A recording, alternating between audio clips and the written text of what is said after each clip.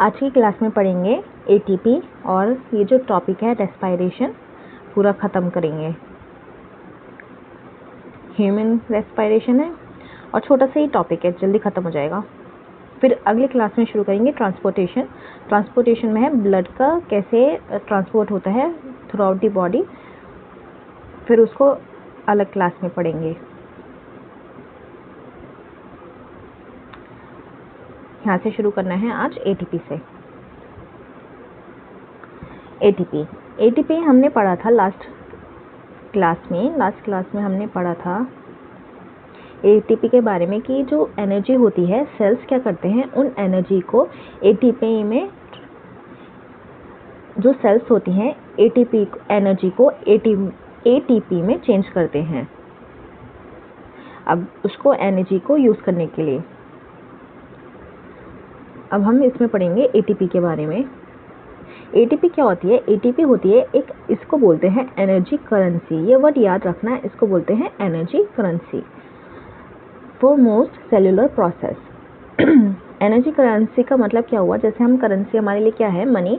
वैसे ही ये एनर्जी जो है एक तरीके से करेंसी है, इम्पॉर्टेंट है सेल्स के लिए, क्योंकि जो सेल्स होती हैं वो एटीपी को ही यूज़ करती हैं अपने सेल्स के फंक्शंस के लिए। The energy released during the process of respiration is used to make an ATP molecule from ADP and inorganic phosphate। जो एनर्जी जो निकलती है प्रोसेस ऑफ रेस्पायरेशन में, यहाँ पे अगर हम जाएंगे, देखो यहाँ क्या हो रहा है, ये ग्लूकोज जब ट्रांसफ़र होके लास्ट में क्या बनना था? एनर्जी बन रही है, यहाँ पे एनर्जी बनी, यहाँ एनर्जी बनी, एनर्जी बनी, एनर्जी बनी।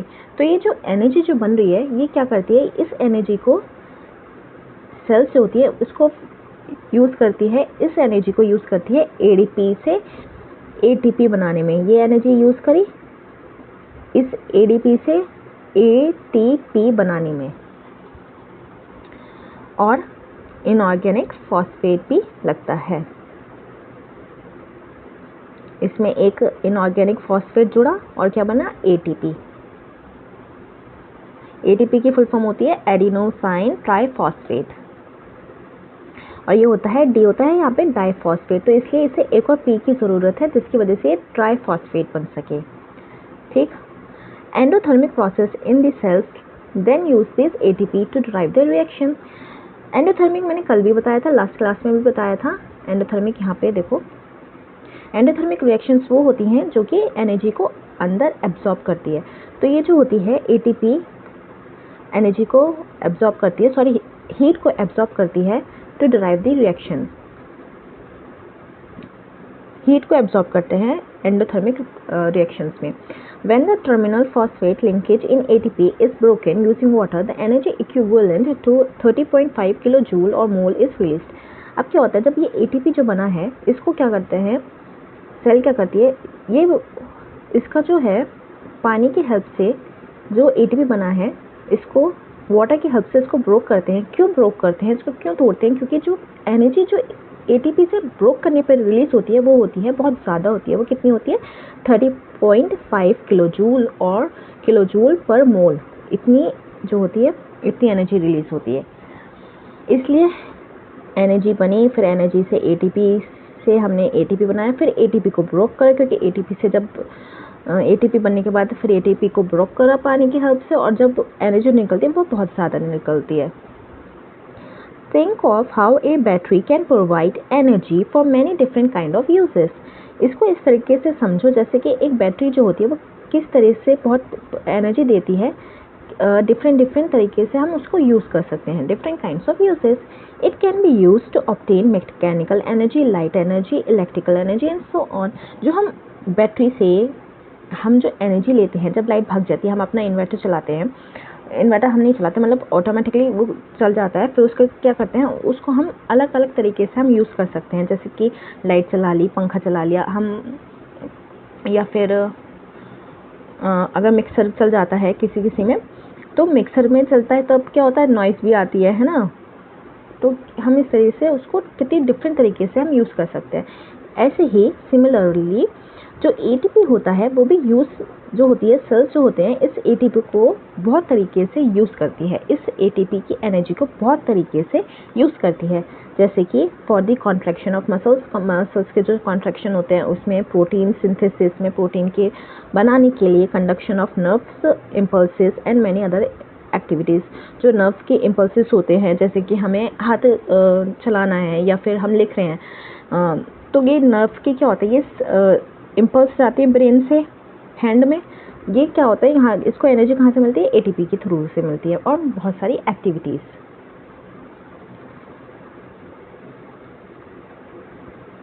Since the aerobic respiration pathway depends on oxygen, aerobic क्या होता है जिसको ऑक्सीजन की ज़रूरत होती है, और एनारोबिक होता है जिसमें ऑक्सीजन की ज़रूरत नहीं होती।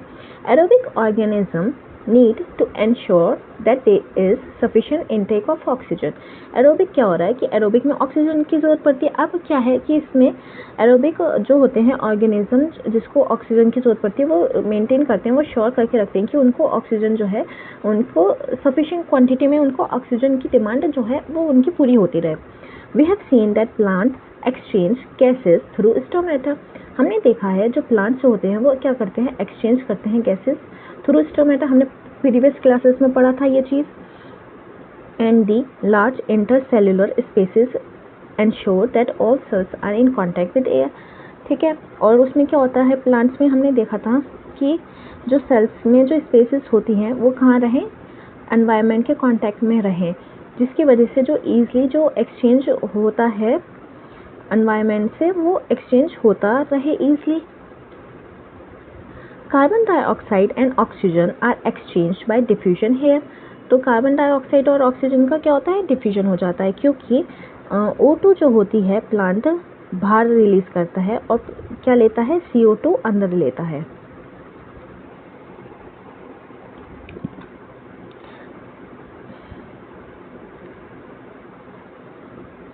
देखो चलो पिक्चर दिखाते हैं मैं फिर से।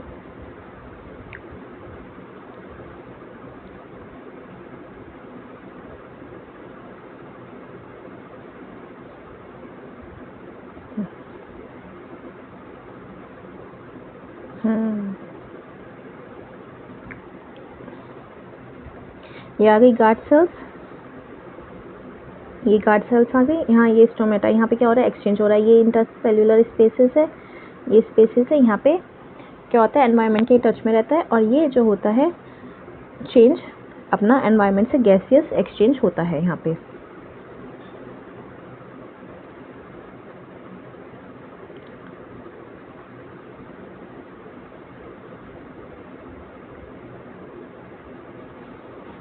They can go into cells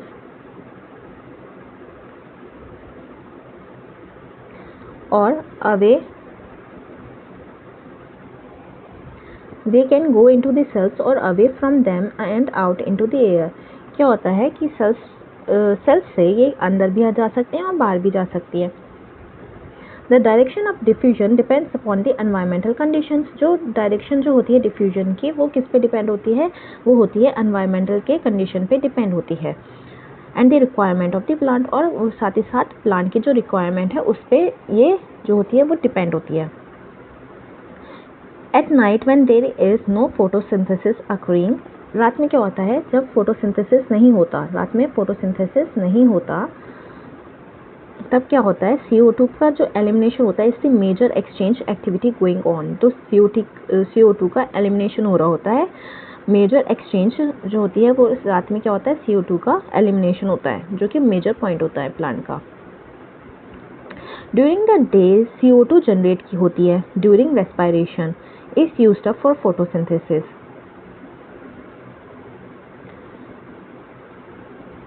क्या बोल रहे हैं यहाँ पे, दिन के समय में क्या होता है, CO2 जनरेट होती है रेस्पिरेशन के टाइम पे फोटोसिंथेसिस, और वो फोटोसिंथेसिस में यूज़ हो जाती है। Hence there is no CO2 release. तो क्या होता है, इसलिए कोई CO2 का रिलीज नहीं होता, क्योंकि CO2 फोटोसिंथेसिस में यूज़ हो जाती है। उसकी जगह क्या रिलीज होता है, इंस्टेड ऑक्सीजन रिलीज होती है दिन के समय में, क्योंकि oxygen is a by product. of the plant. Animals have evolved different organs for the uptake of oxygen from the environment and for getting rid of the carbon dioxide produced. अब यहाँ क्या बोल रहे हैं कि एनिमल्स जो हैं वो इवॉल्व हुए हैं. कैसे इवॉल्व हुए हैं? उन्होंने क्या करा है, उनके पास डिफरेंट ऑर्गन्स इवॉल्व हुए हैं. ठीक है, डिफरेंट ऑर्गन्स जो हैं वो इवॉल्व हुए हैं. क्यों इवॉल्व हुए हैं? क्योंकि वो ऑक्सीजन ले सके, इसलिए वो इवॉल्व हुए हैं. फ्रॉम द एनवायरनमेंट से ले सकें. जैसे कि हम एनवायरनमेंट से हम ऑक्सीजन लेते हैं, हम कैसे लेते हैं? हम अपनी नोज के थ्रू लेते हैं, फिर नोज से हमारी लंग्स में जाते हैं. तो वो क्या हो गया? हमारे इवॉल्व्ड ऑर्गन्स हैं. And for getting rid of the carbon dioxide, और हम क्या करते हैं, उससे ही हम अपना जो कार्बन डाइऑक्साइड है हम उससे रिड कर देते हैं, हटा देते हैं, रिमूव कर देते हैं. Terrestrial animals can breathe the oxygen in the atmosphere, but animals that live in water need to use the oxygen dissolved in water. अब क्या कह रहे हैं? टेरेस्ट्रियल एनिमल्स वो होते हैं जो कि ज़मीन पर रहते हैं. वो क्या करते हैं? वो बहुत ईजिली एटमॉस्फेयर से ऑक्सीजन को ब्रीथ, हम सांस कितने आसानी से हम ऑक्सीजन को ले लेते हैं, क्योंकि हम कहाँ रहते हैं? हम ज़मीन पर रहते हैं. जो जानवर ज़मीन पर रहते हैं वो कितनी आसानी से जो है ऑक्सीजन को ब्रीथ कर लेते हैं. लेकिन जो पानी में जो रहते हैं, फिशेस वगैरह, वो क्या करते हैं, या फिर क्रोकोडाइल्स, जो एनिमल्स पानी में रहते हैं, उन्हें क्या लेना पड़ता है? वो लेते हैं ऑक्सीजन. कहाँ से लेते हैं ऑक्सीजन? जो कि पानी में डिसॉल्व रहती है oxygen.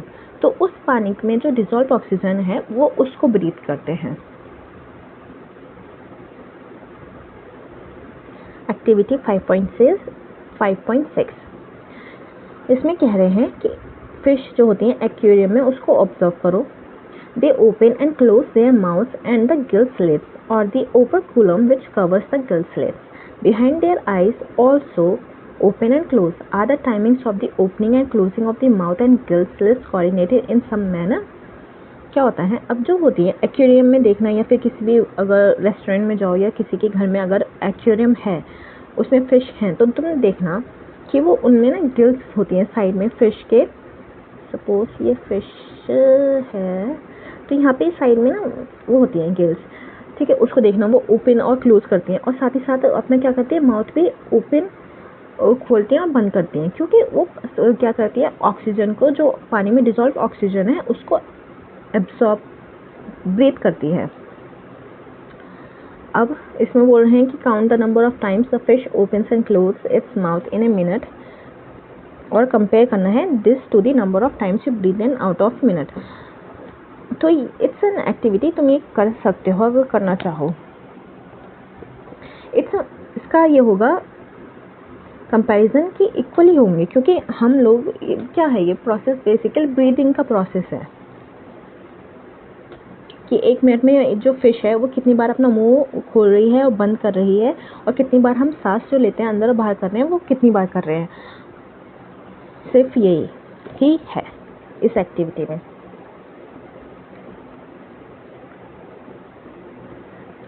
Since the amount of dissolved oxygen is fairly low compared to the amount of oxygen in the air, the rate of breathing in aquatic organism is much faster than that seen in terrestrial organism.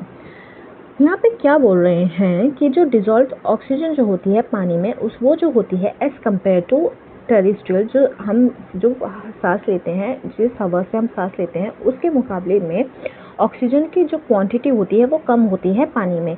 तो इसलिए उनकी जो rate of breathing होती है fishes की, या फिर जो भी एनिमल्स पानी में रहते हैं, उनकी जो रेट होती है ब्रीदिंग की वो फास्टर होती है एज कम्पेयर टू जो ज़मीन पर रहते हैं animals. Fishes take in water through their mouth. Fish क्या करती हैं, पानी जो होता है अपने माउथ में लेती है, उसको भेजती हैं पास दी गिल्स के थ्रू पास भेजती हैं, where the dissolved oxygen is taken up by the blood. वहाँ पे क्या होता है, जो डिसॉल्व्ड ऑक्सीजन है वो उस ब्लड जो होता है उस गिल्स से वो पानी को एब्जॉर्ब कर लेता है, ब्लड उनका. ठीक, जैसे कि हमने नोज से लिया, नोज से हमारे ब्रीदिंग कहाँ गया, ऑक्सीजन लंग्स में। ऐसी उन्होंने कहाँ से ली? उन्होंने पानी लिया, ठीक है, पानी में ही ऑक्सीजन होती है। उन्होंने पानी को लिया मुंह में, वहाँ से कहाँ भेजा? गिल्स में। गिल्स ने क्या करा? उस पानी में से ऑक्सीजन ने निकाली ब्लड के थ्रू फिर पूरी बॉडी में सेंड कर दिया। Terrestrial organism use the oxygen in the atmosphere for respiration. जो टेरेस्ट्रियल ऑर्गेनिज्म होते हैं, जो ज़मीन पे जो जानवर रहते हैं, वो क्या करते हैं? वो एटमॉस्फेयर को जो ऑक्सीजन होती है उसको यूज़ करते हैं। अब ये बार बार यही लाइन रिपीट करे जा रहे हैं, ठीक है। It's very simple. This oxygen is absorbed by different organs in different animals. अब क्या होता है? ये ऑक्सीजन क्या होती है? एब्जॉर्ब्ड होगी, क्योंकि हमें यूज़ करनी होती है, तो क्या होगा? ये एब्जॉर्ब होगी। अब डिफरेंट एनिमल्स में डिफरेंट तरीके के ऑर्गन्स होते हैं, वो उस हिसाब से अपने उसको ऑक्सीजन को एब्जॉर्ब करेंगे। All these organs have a structure that increases the surface area which is in contact with the oxygen-rich atmosphere. अब क्या बोल रहे हैं कि जो organs जो होते हैं, ये जो organs होते हैं, उनमें ना एक common सारे ही, चाहे अलग क्यों ना उनके organs अलग ही क्यों ना हो, लेकिन जो उनका एक चीज़ common होती है, वो उनका जो surface area होता है ना, वो बड़ा होता है, जहाँ पे उनकी ऑक्सीजन का कांटेक्ट आता है। जैसे कि हमारे लंग्स देखने में बहुत छोटे हैं, बट अगर जब उसको ओपन करोगे ना, उसका डाइसेक्शन होगा, वो बहुत बड़े होंगे, क्योंकि उनका सरफेस एरिया बहुत ज़्यादा है। Since the exchange of oxygen and carbon dioxide has to takes place across this surface, क्योंकि जो ऑक्सीजन का एक्सचेंज होता है और कार्बन डाइऑक्साइड और ऑक्सीजन का एक्सचेंज जो होता है वो कहाँ होता है? वो इस सरफेस पे होता है, इसलिए उसका सरफेस एरिया ज़्यादा चाहिए होता है। This surface is very fine and delicate. और साथ ही साथ ये जो सरफेस होती है वो कैसी होती है? फाइन होता है और डेलिकेट होता है। डेलिकेट कैसे? मतलब delicate like kind of soft and tender. In order to protect this surface, अब क्या होता है? क्योंकि ये डेलिकेट होता है, ये ईजली ही डेलिकेट का मतलब क्या होता है? जो कि बहुत आसानी से जिसको हट किया जा सकता है, जिसको सॉफ्ट सी चीज़ बट बहुत डेलिकेट होते हैं, आपको उसको बहुत संभाल के रखना पड़ता है, ऐसे। अब इसको क्या होता है? क्योंकि ये डेलिकेट होता है और ये बहुत फाइन होता है, तो इसलिए इसको प्रोटेक्ट करने की ज़रूरत होती है। In order to protect this surface, अब इसको सरफेस को प्रोटेक्ट करने के लिए क्या होता है? वहाँ पे क्या होता है? It is usually placed within the body, so there have to be a passages that will take air through this area. अब क्या है? क्योंकि ये बहुत डेलिकेट है, तो ये कहाँ होता है? ये अंदर शरीर के विद इन द बॉडी, कहाँ होता है? ये विद इन द बॉडी होता है, अंदर। तो हमारे लंग्स बाहर नहीं है, हमारे लंग्स कहाँ है? शरीर के अंदर। So there have to be passages. तो क्या होता है? यहाँ पे इसको ऑक्सीजन को ले जाने के लिए लंग्स तक क्या होना चाहिए? पैसेजेस होने चाहिए, जो कि होते हैं,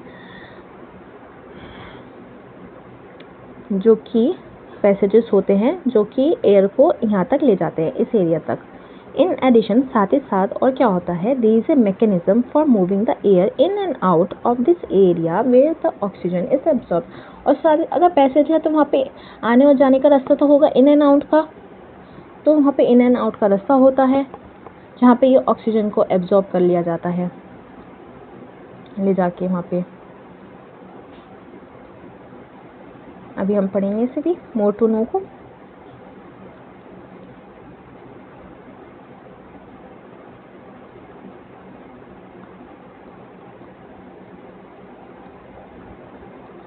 चलो पहले मोर टू नो ही देख लेते हैं। यहाँ क्या कह रहे हैं? यूजिंग tobacco directली और any product of tobacco in the form of cigar, cigarettes, bidis, हुक्का, गुटखा etc. is harmful। जो कि tobacco जो होता है या फिर कोई भी indirect product of tobacco जैसे कि हुक्का हो गया, cigarettes, गुटखा, ये जो होते हैं, ये क्या करता है? ये डेंजरस, हार्मफुल होते हैं।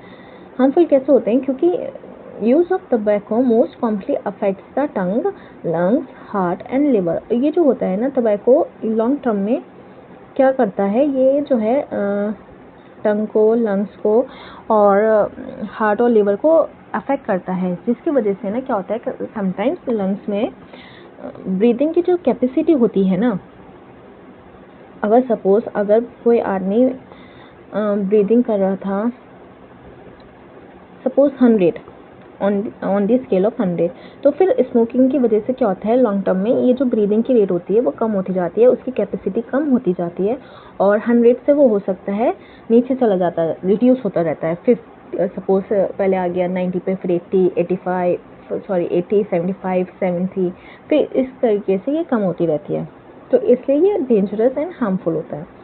स्मोकलेस टबैको जो होती हैं आजकल ये भी चल रही है, तो smokeless tobacco is also major risk factor for heart attack, strokes, pulmonary disease and several forms of cancer.